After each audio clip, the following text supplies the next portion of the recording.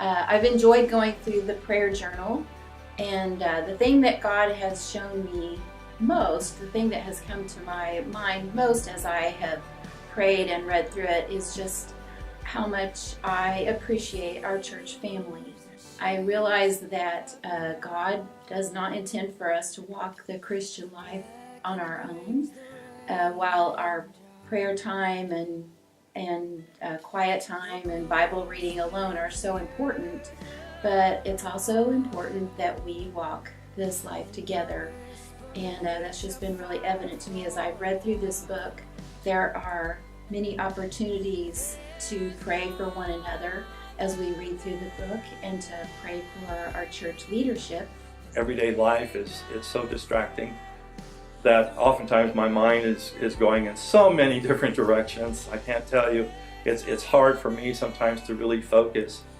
This is a great way for us to walk in fellowship with God. It's so wonderful to have a tool in place that I can rely on, that I can count on to help me stay focused on what the Lord wants me to gain from my prayer life.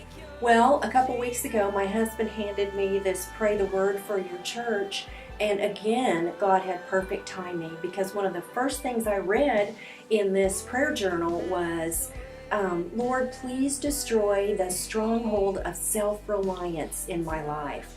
And I began to pray that for myself and also for my church and for my community. And I found that this Pray the Word for Your Church has many jewels like that in this book. When I began to pray, destroy the stronghold in my life, God helped me understand that that's exactly what it was. And that's why I can't, in my own will, pray things away and then I take them back again. This book is a perfect way to pray for your church, for your community.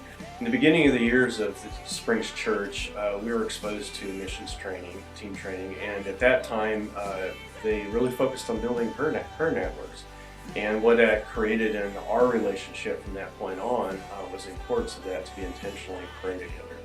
And so we've done that even to the point of finding times such as walking, and a lot of times just in the mornings we'll be setting, reading our Bibles, but we've just found so much richness in that for our relationship, and really seeing God do some incredible things in our lives.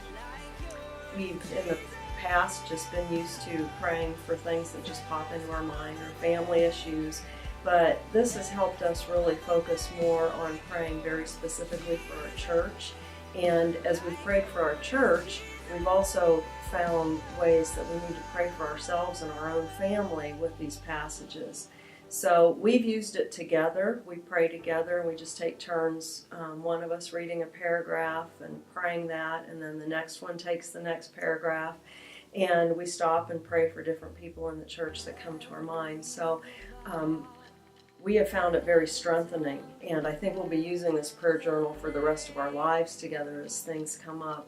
But I think as a couple, we would just like to encourage all the couples in the church to use this together. And maybe, I think it's sometimes hard for couples to pray together. It takes a humbleness and a vulnerability that maybe is a little bit hard in a marriage.